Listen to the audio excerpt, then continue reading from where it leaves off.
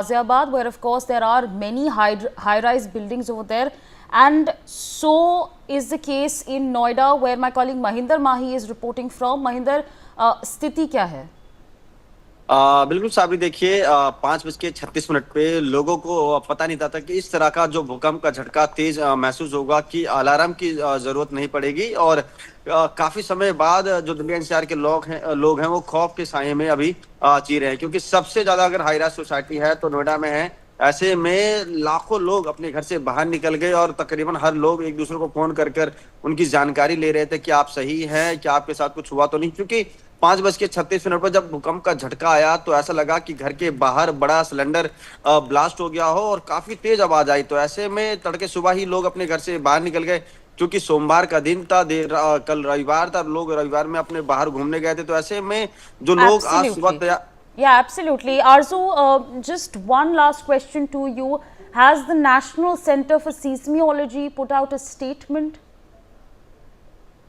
Well, yes, the official agency they have told that the epicenter was near the Durgabai Deshmukh College of the Special Education in Dholakpur National in Delhi.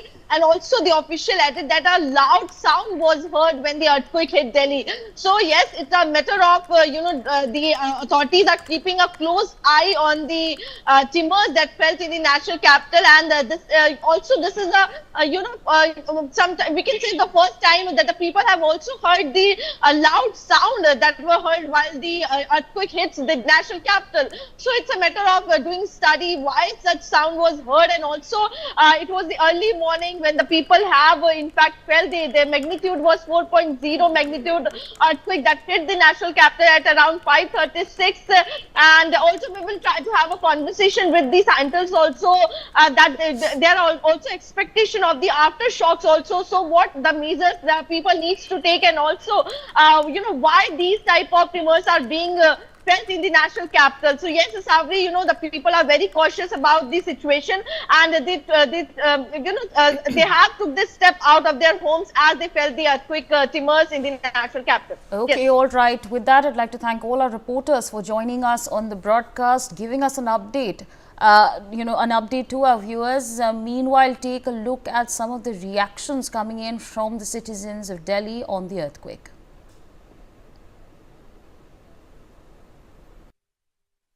तगड़ा झटका था, हमें ऐसा लगा जैसे train चल रही हो ना, धरती ऐसे हिल रही बहुत तेज, धड़ाधड़, मतलब कि जैसे कुछ धरती फटने वाली है। बहुत तगड़ा झटका था, ऐसा कभी नहीं हुआ। आज पहली बार ऐसी 4:30 साढ़े 5 बजे करीब की बात है। बहुत तेज ऐसी पूरी बिल्डिंग हिली, पूरा घर हिल गई, ऐसा लग रहा है घर से बाहर।